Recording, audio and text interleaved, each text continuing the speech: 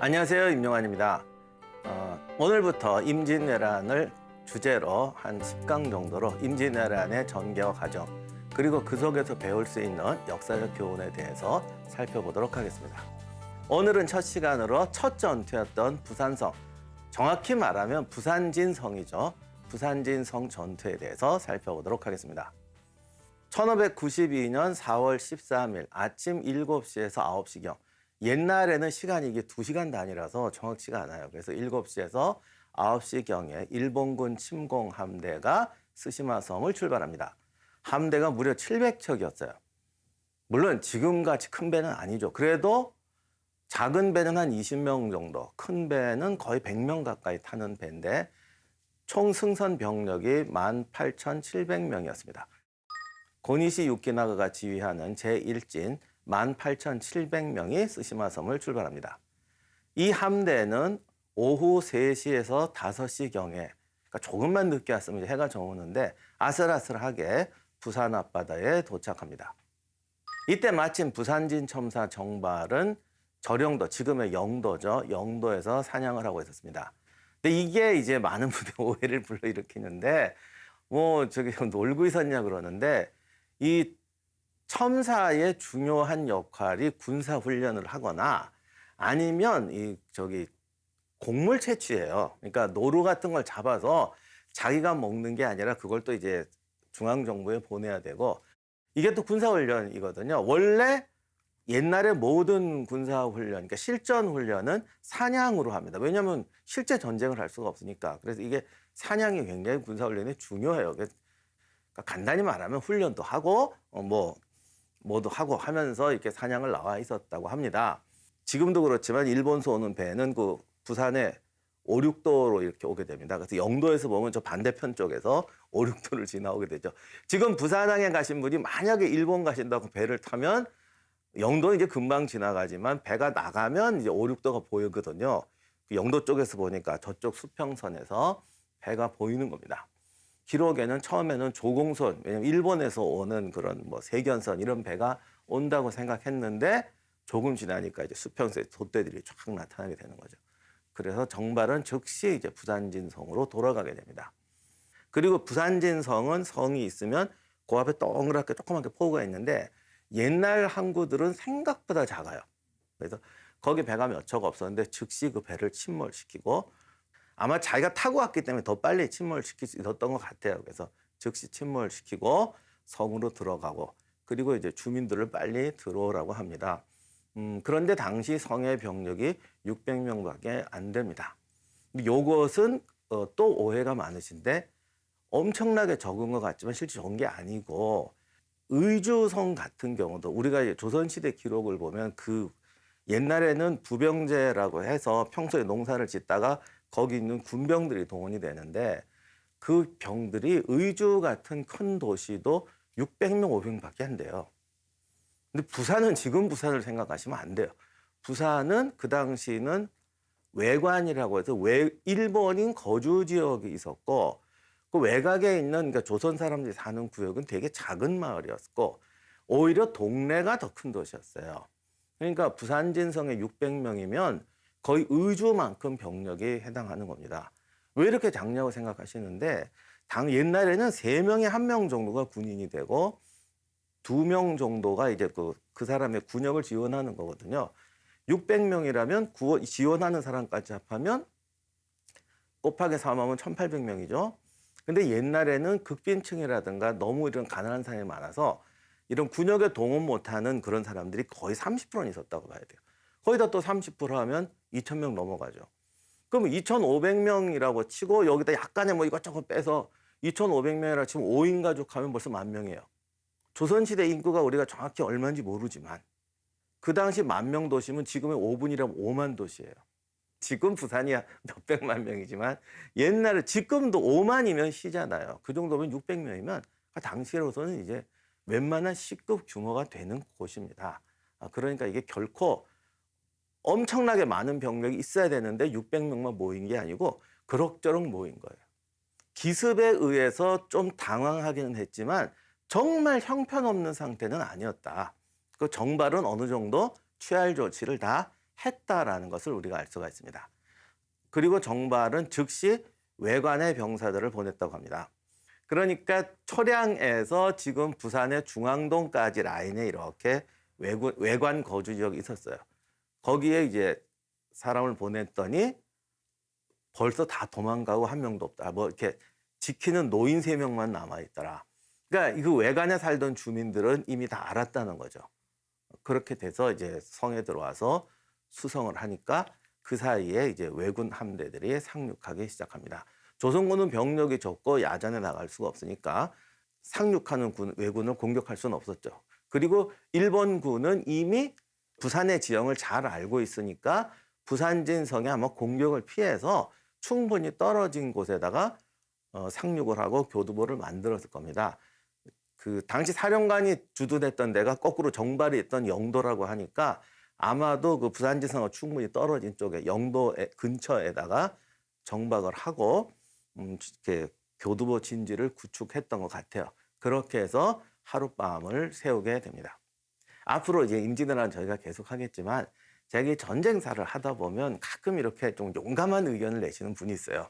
그날 밤에 야습을 하면 됐잖아. 뭐 이렇게 하면 되잖아. 근데 이게 제가 그분들 탓하려는 게 아니고 조선시대부터 그랬습니다. 조선시대부터 그랬는데 우리가 그 좀 전문가의 영역을 인정해야 되는 게 의학백과사전 보고 의사분들하고 같이 얘기하면 전문가로 인정 못 받아요. 그러니까 아무리 의학백과사전에 있는 말이라고 해도 의사분하고 얘기하면 백과사전이 틀린 게 아니라 그 말의 뜻을 우리가 다 이해를 못 하거든요. 그래서 가끔 뭐 야습을 하면 된다 그러는데 조선시대 때도 야습을 하려면요. 진짜 6개월 이상 훈련을 해야 돼요. 그러니까 훈련 안 된 군대가 야습하는 거는 주간에 싸우는 것보다 더 위험해요. 근데 당시 일본군은 전국시대 거치면서 실전으로 다진 군대거든요. 실전으로 다진 군대니까 우리보다 뭘 잘하냐면은 일단 정찰, 진지구축 이런 걸 잘해요. 감이 좋으니까. 그리고 야습이나 야습 방어 이런 거를 굉장히 잘합니다. 그리고 또 하나 무서운 게 이렇게 막 진이 요동칠 때 갑자기 기습을 받았다거나 후퇴를 한다거나 이럴 때 이제 중간에서 이렇게 차단해 주는 거죠. 그러니까 후퇴할 때 옆에 부대가 즉시 측면 지원 들어와서 엄호해 준다거나 후퇴하다가 도망치다 보면 쫓아오는 군대도 흩어지거든요. 그런 걸 봤을 때 딱 감을 잡아서 돌아서 반격하고 이런 걸 잘해요. 그러니 당시 그날 밤에 야습을 했다면 부산진성은 그냥 털렸을 거고 거듭 말씀드리면 부산 지형을 이 사람들이 완벽하게 알고 있었기 때문에 아마도 상륙할 때부터 그런 거 저런 거 다 생각해서 내리면 바로 부대가 일로 간다. 본부는 여기에 설치한다. 이런 식으로 다 했을 겁니다. 그리고 이 기록에 봐도 밤새도록 조선군이 야습할 수도 있다 해서 밤새도록 경계를 섰다고 돼 있어요. 근데 이제 이런 기록들이 우리 편 기록이다 보니까 마치 무서워서 조선군이 야습하면 어떡하지 하고 벌벌 떨면서 경계를 섰다라는 뉘앙스로 읽혀였고 그러니까 이런 걸 보고 그날 쳤으면 되잖아 그렇게 생각하시는데 이게 전체 전황을 보면 그날 야습을 들어갔으면 그냥 깨끗하게 포위돼서 당한다라는 의미인데 이 기록들이 그렇다 보니까 그리고 이제 현대전도 그렇고 옛날 전쟁에 대해서는 이 기본적인 지식이 없는 분들이 많으니까 우리가 이렇게 머릿속으로 생각하는 거는 되게 안 맞습니다. 그런 거는 좀 양해를 하시고 앞으로 우리가 좀 즐거운 시간을 보냈으면 합니다. 당시 일본군은 정말 준비가 잘 돼 있었어요. 왜냐하면 외관에 있는 사람들 미리 다 뺀 것만 봐도 대단하잖아요. 그러니까 와서 사령부 설치하고 진지 설치만 한 것이 아니라 착착 들어오면서 부산항을 최대한 빨리 공격할 수 있는 포메이션으로 깔았습니다. 그러니까 1대는 여기 들어와서 본영한다. 2대는 그 다음에 여기 들어와서 앞에 교두보 쌓는다. 3대는 일로 가서 저쪽으로 간다. 4대는 간다. 이걸 밤에 움직였는데 새벽에 벌써 부산진성을 포위할 수 있는 포메이션이 다 돼 있는 거죠. 그러니까 정말 이렇게 컴퓨터처럼 착착착 들어와서 깔린 겁니다. 이것은 제가 일본군을 칭찬하려고 그러는 게 아니라 부산 지형에 벌써 여기 몇백 년을 살고 있었으니까 충분히 준비하고 들어왔다는 의미가 됩니다. 그러면 이 문제는 이 부산진성의 위치인데 부산진성의 위치에 대해서는 현재 2개의 설이 있어요. 전기 부산진성의 위치는 정확히 모르고 부산진성 그림이 하나 잘 남아 있는데 이것은 지금 후기에 쌓았던 성입니다. 그래서 이제 결론은 뭐냐면 이 후기에 쌓은 성이 전개도성이 있던 자리냐 아니면 그 앞에 그 건너편에 또 하나의 조그만 외성 자리가 있는데 거기가 원래 전기성이었다라는 자리가 설이 있습니다. 그래서 이게 지금 두 개가 대립하고 있는데 이게 또 이제 어려운 게 지금 거기가 다 매립이 돼가지고 이젠 거기가 다 땅이에요. 그러니까 이 해안가 지형을 잘 볼 수가 없습니다. 제 개인적인 생각에는 후기성 자리가 그 자리가 맞지 않나 싶어요. 왜냐하면 아무것도 아닌 것 같아도 이 성 쌓는 자리가 생각처럼 쉽지가 않아요. 그러니까 뭐 물도 나와야 되고 여러 가지 조건이 있는데 전기성 자리는 아무리 봐도 거기 쌓기는 보다는 후기가 좋아요. 그럼 전기 사람들은 머리가 나빠서 여기에다 쌓느냐? 그렇지 않거든요. 덕이 부산이라는 곳이 얼마나 중요한 곳이에요. 그러니까 심혈을 기울여 쌓기 때문에 제가 봤을 때는 그 자리가 그 자리지 세상 어디에 그렇게 성 쌓기 좋은 자리가 널려 있지 않습니다. 그래서 저는 후기 자리라고 보는데 지금 남아있는 그림을 보면 성 자체는 아주 훌륭하죠. 그때만 해도 여기 해안절벽처럼 돼서 성의 전체가 이 반이 이제 바다고 그 다음에 이제 해자를 파서 서문 쪽으로는 또 이제 해자가 깊게 있고 뒤로는 이제 북쪽에 언덕 같은 게 있어갖고 산도 있고 실제로 공격을 하려면 좁은 통로로 들어가야 되는 나름 아주 훌륭한 입지를 가진 요새였습니다. 그렇기 때문에 일본군도 계획을 철저히 짜서 밤에 포메이션을 하고 새벽에 왜군이 공격을 시작합니다. 제가 야간 전투가 어렵다고 그랬는데 왜 야간 전투 제대로 하느냐. 일단 많이 해본 데다가 공성전에서 제일 요력은 뭐냐면 보통 4개의 문이 있으면 한쪽으로 주공을 몰아야 돼요. 그리고 그럼 나머지 3문은 놓느냐? 그쪽에서 이제 보조 공격을 하는 거죠. 그러다가 이쪽이 주공이 잘 안 뚫리면 병력을 바로 돌리거나 병력이 풍부하면 예비대가 있다가 다른 쪽으로 치는 게 기본이거든요. 그런데 성을 공격할 때 수성하는 쪽에서는 병력 이동이 안 보이게 되죠. 그리고 공격하는 쪽에서는 야전에서는 자기들도 안 보이기 때문에 막 이리 갔다 저리 갔다 하면 목표를 잃어버리는데 성은 이제 고정돼 있으니까 이렇게 뭐랄까 팀 플레이를 할 때 어두움 속에서도 좀 하기가 쉽습니다. 야간 전투가 공성전에서는 수송에 좀 불리한 게 있어요. 아무튼 공격을 시작하는데 후기 부산성이었다고 보면은 사실 공격할 곳이 서문 쪽밖에 없습니다. 왜냐하면 남문 쪽은 이게 바로 바다기 때문에 대병력이 들어갈 수가 없어요. 그리고 이제 해자를 건넜다고 되어 있는데 남쪽은 바다기 때문에 해자를 건너갔다 분명히 서문 쪽에 지를 봐도 그렇고 그래서 서문 쪽에 이제 공격을 했고 조선군도 그럴 줄 알고 해자 바닥에다가는 이제 마름새도 뿌려놓고 또 우리가 이제 장계가 이제 화살하고 주로 쏘는 거니까 사격은 정말 잘해요.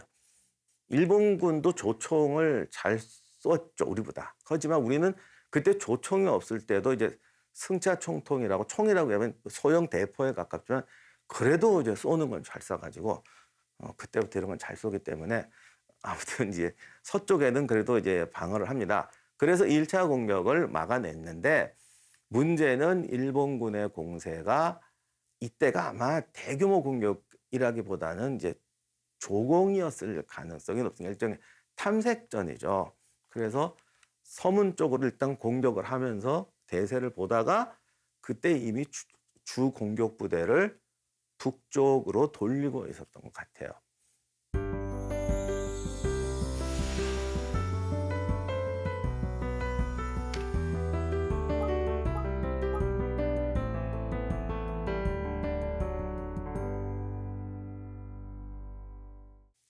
그래서 그 사이에 일본군은 이제 병력을 돌려서 북문 쪽을 노리게 됩니다. 지금 남아있는 그 부산진성 순절도는 사실 역사하고는 조금 안 맞는 게 있지만 그래도 그림을 자세히 보면 어쨌든 이제 세월이 오래돼서 구전으로 들은 얘기라 뭐 조금 안 맞는 건 있습니다. 왜냐하면 이거를 보면 꼭 남문이 주공이었던 것 같고 뭐 여러 가지 조금 차이는 있는데 그래도 가만히 보면은 일본군이 조선군이 이제 정말 장군이 앞을 내려다보고 있는데 이쪽으로 휙 돌아가는 그림이 있어요. 그러니까 그거는 아마 그 당시의 전투 상황이 충분히 구전으로 내려왔겠죠. 그리고 그쪽에 보면은 병사가 없어요. 그러니까 없는 게 아니라 드문드문 있죠. 그래서 정면의 시선을 고착지가 서문 쪽의 시선을 고착시키고 밤을 이용해서 북문 쪽으로 들어가서 성을 점거한 것 같아요. 그리고 이날 전투 기록은 사실은 그때 정리된 것도 아니고 나중에 광해군 때 와서 부산성의 정발 장군을 좀 이렇게 공을 세워 추증해 달라 했더니 그때 이제 조사가 들어갔더니 3명의 생존자가 있었다고 합니다. 근데 이게 이제 그날 생존자가 3명인지 그때까지 살아계신 분이 3명인지 그때 찾은 사람이 3명인지는 정확하지 않아요. 근데 아무튼 3명한테도 증언을 채취했더니 처음엔 여기를 막았는데 갑자기 이제 위에서 총알이 날라오더라. 또는 뭐 뒤에서 날라오더라 이런 얘기가 있거든요. 위에서 총알이 날라올 때면 쏠 수 있는 데가 뒤쪽에 있는 건 지금 자성대 공원에 있는 산밖에 없어요. 그러면 북문으로 들어와서 그 산 위에서 사격을 했을 가능성도 있고요. 아니면 이제 그 앞에 해안 바위 같은 게 있는데 그쪽에서 사격을 했을 수도 있는데 아무튼 당시에는 조총이라는 걸 잘 몰랐기 때문에 당황도 했겠죠. 근데 사실은 이것도 옛날에 저희가 어릴 때는 뭐 일본군이 뭐 조총을 겨누니까 막 펑하니까 놀라서 뒤집어졌다 막 이러는데 조선군도 충분히 총통이라는 걸 쓰고 있었기 때문에 조총은 몰랐어도 화약 소리를 듣고 막 이렇게 놀라 자빠지고 이럴 군대는 아닙니다. 차라리 뭐가 문제냐? 이걸 어떻게 막는지를 몰라요. 그러니까 이런 걸 모르니까 방패를 놨는데 갑자기 이렇게 뚫고 맞게 되면 병사들이 동요하게 되죠. 그리고 바로 여기서 결정적인 사건이 전투 시작하자마자 정발이 전사합니다. 사실은. 그러니까 그건 이미 노렸고 당시로서는 적의 관통령 같은 걸 모르니까 또 장군이 이게 지휘를 해야 되니까 정발은 아마 서문에서 뭐 나를 따르라 이렇게 했겠죠. 그때는 이제 깃발 세우고 이러니까 그러다 보니까 이제 그쪽으로 집중 사격이 되면서 바로 이제 장군이 전사를 하고 그래도 잘 싸우고 있었는데 예상치 못한 곳에서 총알이 날라오면서 이제 그 수비가 이제 붕괴되게 되는데 조선군이 아무리 잘 싸웠어도 그 600명 병력 가지고는 성을 카바링이 안 됩니다. 그러니까 이것은 사실 이렇게 한번 밀고 여기서 들어왔으면 사실 막을 수가 없는 상황이었던 거죠. 그래서 우리가 부산진성 전투는 아깝고 아쉽기는 하지만 그 병력으로 그 성을 도저히 지킬 수 없는 상황이었기 때문에 이분들이 분전했다는 것, 거기에 대해서 우리는 의미를 부여해야 될 것 같아요. 그러면 부산진성 전투의 의미는 뭐냐? 정발 장군은 제가 이력을 조사해 봤는데 의외로 이력이 별로 없습니다. 근데 이렇게 이력이 없는 사람들은 대체로 좀 실전형, 야전형 장군들일 가능성이 높아요. 왜냐하면 임진왜란 하면서 우리도 사실은 준비를 했거든요. 임진왜란 때 준비 안 했다고 하는데 그건 거짓말이고 진짜 준비 많이 했어요. 그래서 준비를 하다 보니까 중요한 지역에 야전형 장군들을 넣는 거예요. 이수인 장군도 그래서 뽑혔고 사실 원균도 좀 이렇게 빨리 한 건데 당시로 봐서는 되게 뭐랄까 좀 세 보이는 그러니까 좋게 표현하면 카리스마 있는 지도자처럼 보였던 거예요. 보통은 평화시에는 어떤 사령관을 좋아하냐면 이분들이 요즘 같은 단순 군사령관이 아닙니다. 지금하고 달라서 그 지역을 통치를 하는 거예요. 그러니까 평화시에는 원균처럼 좀 사나운 사람이 가면은 맨날 이렇게 두드려 패고 하면 사고 치거든. 그래서 항상 이렇게 행정형 군인을 좋아해요. 근데 이건 우리나라만 그런 게 아니고 세상 모든 나라가 다 그렇습니다. 여러분이 우리가 임진왜란에 대해서 너무 이제 감정의 바탕이 많아서 그런데 세상 모든 군대가 다 그래요. 남북전쟁 때 북군이 훨씬 유리했잖아요. 모든 객관적인 전력에서. 근데 남군한테 맞게 지거든요. 여기에 이유가 여러 가지 있는데 그 중에 하나가 북군이 원래 정규군이에요. 그러니까 어떻게 되냐. 순전히 행정가들로 쫙 깔아놓은 거예요. 이론가, 행정가, 병법 전문가 뭐 이런 사람들. 야전에 나가니까 뭐 야전 전투를 해본 사람이 없어요. 남군은 어떻게 되냐. 야전 해본 애들은 전부 남군에 했어요. 그리고 애들이 다 대위 소령이었는데 이제 반란을 일으켜서 전쟁을 일으키니까 한순간에 이 사람들이 장군으로 진급하는 거야. 그러니까 얘들은 전부 실전 경험자 야전 지휘관들이에요. 그러니 붙으니까 지휘관의 역량이라는 게 그렇게 중요한 거죠. 거의 여기서 10대 1의 차이가 나는 게 야전형, 행정형이어서 그렇습니다. 그러니까 이거는 어쩔 수가 없는 거죠. 그래서 우리나라도 보통은 좀 험한 데는 이렇게 관리자라는 사람을 두는데 이때 임진왜란이 난다 그러니까 실전형 장수를 찾아라. 그래서 잘했든 못했든 원균도 실전형 장군이라는 기준에서 뽑힌 거고 이수인 장군도 그렇게 뽑혔고 정발은 기록이 거의 없는데 그 사군 두만강 지역에 있다가 그 여진족하고 한번 싸운 아주 짤막한 기록이 있는데 그걸 보면은 이분도 야전형 장군이었던 것 같아요. 그리고 적의 대함대가 올 때 바다에서 보면 모릅니까? 배 새카맣게 나타나는 거 보면 적의 병력이 우리보다 10배가 넘는다는 건 10배가 아니라 100배가 지금 넘는 판인데 다 알 수 있거든요. 그 상황에서도 도망가지 않고 부산에서 싸웠다는 거죠. 정발은 여기서 600명의 군대를 가지고 지키게 되는데 병사들이 집단 탈주도 안 하고 지켰거든요. 그거는 평소에 군기를 세워놨다는 것이죠. 그리고 어떤 전쟁이든지 최일선에 있는 사람들의 의무는 후방에 시간을 벌어주는 거예요. 현대전에서도 막상 적이 침공이 오면 일선에서 시간을 벌어줄 때어야 이선에서 동원이 되고 준비가 됩니다. 전쟁이라는 게 5분 대기조로 할 수 있는 건 절대 아니거든요. 정발은 이런 임무에 대해서 충실했던 거죠. 후방에 시간을 벌어줘야 되니까 여기는 전쟁에 나오면 죽더라도 지키는 진지다. 이런 임무를 자기가 감당을 했다는 데서 뭐 군인 정신을 발휘했고 너무나 이게 압도적인 정세였기 때문에 뭐 어떻게 더 잘 싸우고 뭔 계략을 쓸고 할 수 있는 상황은 아니었다는 것. 그래서 부산지성 전투는 일본군도 인정하는 의무를 다한 최선을 다한 전투였다는 건 이제 우리가 인정할 수 있습니다. 자, 그럼 첫 시간이니까 우리가 오늘은 일본이 왜 임진왜란을 일으켰냐라는 부분에 대해서 잠깐 살펴보겠습니다. 여기에 보통 세 가지 설이 있는데 첫 번째는 도요토미 히데요시가 그냥 야망이 있어서 그걸 실현하기 위해서 개인적 야망에 의해서 전쟁을 일으켰다. 그 개인적 야망이 뭐냐? 조선과 만주를 병합하고 중국을 침공한다는 거였고 실제 그런 말도 했어요. 나는 중국을 점령한 최초의 일본인이 되겠다. 뭐 이런 말까지 했다 그래요. 그러니까 그 야망 자체야 거짓말은 아닌 것 같아요. 그리고 이제 조선에도 그렇게 보냈고 그런데 이제 물론 여기에 대해서 반론은 조선을 항복시킨 거짓말이다라고 하는 사람도 있는데 일단 본인이 그렇게 말한 건 사실이기 때문에 그러니까 우리한테만 그런 게 아니라 일본 내에서 그렇게 말한 건 사실이기 때문에 어디까지가 진짜인지 모르겠어요. 그리고 사실 역사적으로 중요한 거는 도요토미가 무슨 생각을 했냐가 중요한 게 아니에요. 그걸 어떻게 실천에 옮길 수 있었냐가 중요한 거죠. 그러니까 전쟁을 일으킨 원인을 찾을 때 가장 중요한 건 도요토미가 이런 계획을 세웠다는 것보다도 그 꿈을 실현할 수 있는 배경이 뭐였느냐. 원인이 뭐였냐 우리가 역사적으로 찾아야 돼요. 예를 들면 저는 화성에 가고 싶은 꿈이 있어요. 근데 이게 한 20년 전이면 화성에 갈 방법이 없잖아요. 그러니까 만약에 내가 화성에 갔다 그러면 저 사람이 화성에 가는 게 꿈이었다는 것은 뭐 당연하지만 어떻게 화성에 갈 수 있냐가 중요한 거죠. 어느 날 봤더니 내가 외계인이야. 슈퍼맨처럼 슉 날라서 그걸 깨달았고 갔다 그러면 내가 화성에 갈 수 꿈이 있었다가 중요한 게 아니라 내가 슈퍼맨이었다는 게 중요한 거예요. 그러니까 도요토미가 야심을 가졌다가 중요한 게 아니라 그 야심을 어떻게 실현할 수 있었냐. 그 배경이 뭐냐. 이걸 찾는 게 임진왜란을 일으킨 원인이 무엇이냐. 사실은 임진왜란을 일으킬 수 있었던 능력이 무엇이냐라는 부분에 주목을 해야 되죠.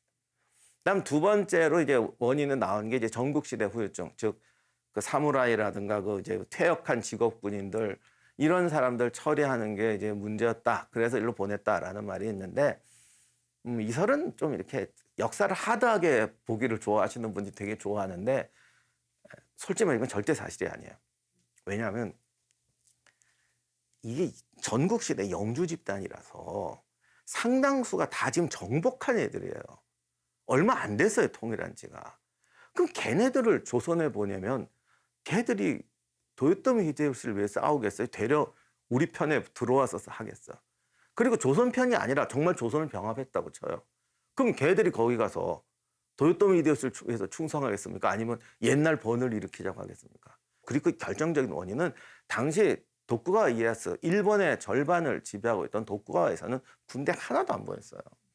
그리고 북쪽에는 아직 완전 통일이 아니었어요.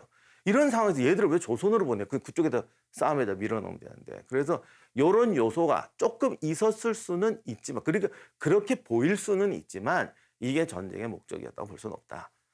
그다음에 지금 일본인 학자, 아주 유명한 일본인 학자가 한 말인데, 영화에 많이 나오는 뭐 포르투갈 무기 상인들이 충동질을 해가지고, 그 무슨 영화 보니까 그 전쟁용 뭐지, 그 무기 상인을 배경으로 한 영화는 맨날 모든 전쟁 뒤에도 무기 상인이 있다 뭐 이러는데, 그러니까 우리는 전쟁이 벌어지면 상인들이 묻어온다는 건 확실하지만 상인들이 전부 전쟁을 일으킨다라는 건 별개예요.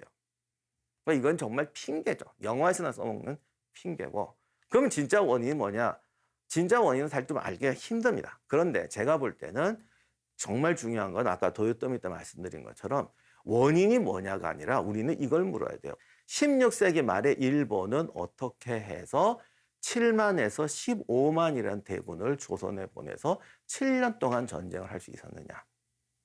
거기에 대한 물리적, 어떤 국가적, 체계적 원인은 무엇이냐.